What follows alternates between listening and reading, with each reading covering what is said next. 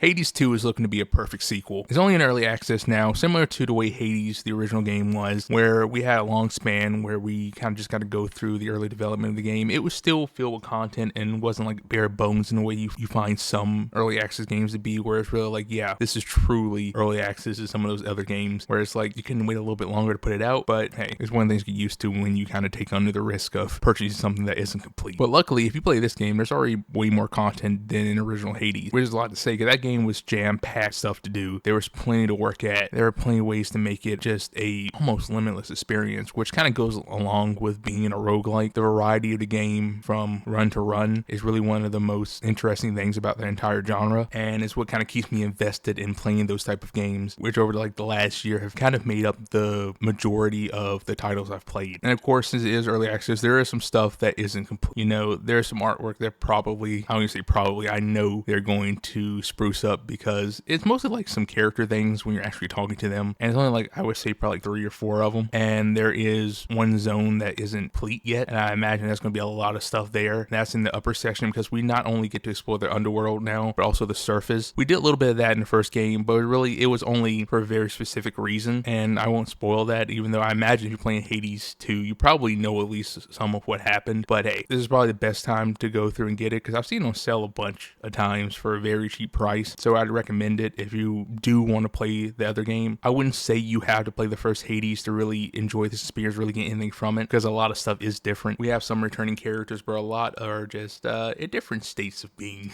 I'll just say that, but it would still be worth it anyway, just for the fun of it, because you have a new main character, Melanoe. I don't really even know if I pronounced that correctly.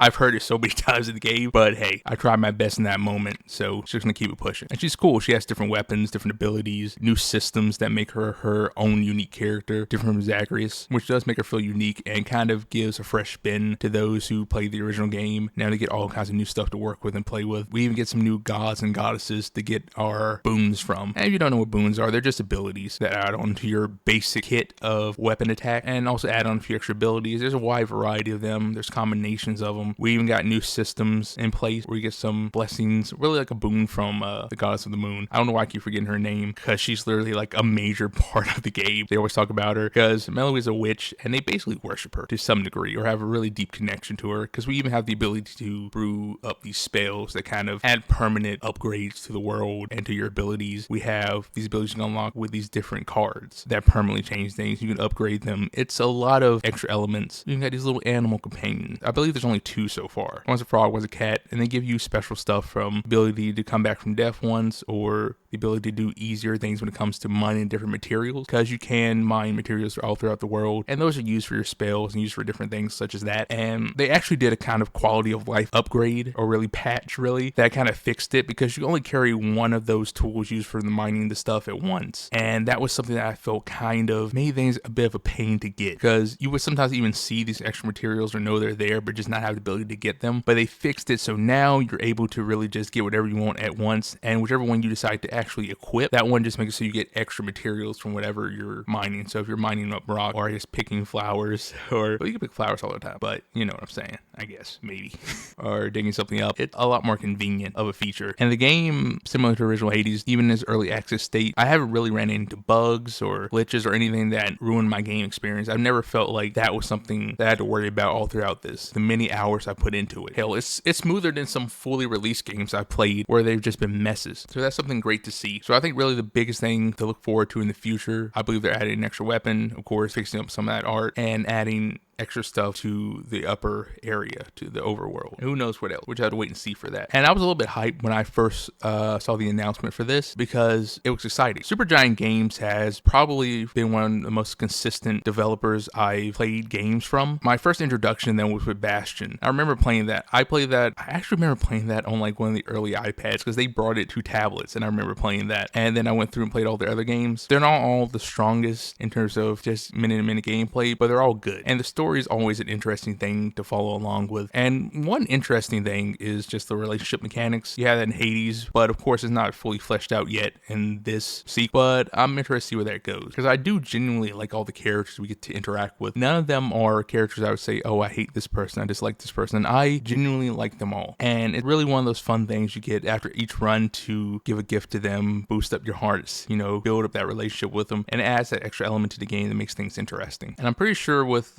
whenever that big patch comes out that adds that extra content, and we're probably going to get to build up some better relationships with some of the gods, because we might actually get to see them and talk to them like in the flesh, which is something I really wanted since the original game, because all the gods, they're cool in their own ways. Of course, they're capricious entities, so you do run into situations where you kind of get on their bad side. That's mostly in these events you have where you get to choose one boon. That was in the original game as well, and you usually have to go through a fight where you're facing usually whatever enemies are in that particular area, along with the god kind of raining down their divine wrath upon you out of anger for you choosing the other god over them. And once you win, they'll cool down and be like, yeah, my bad, I got a little bit upset, that's why I tried to smite you. It's kind of weird when it's your literal grandma trying to kill you.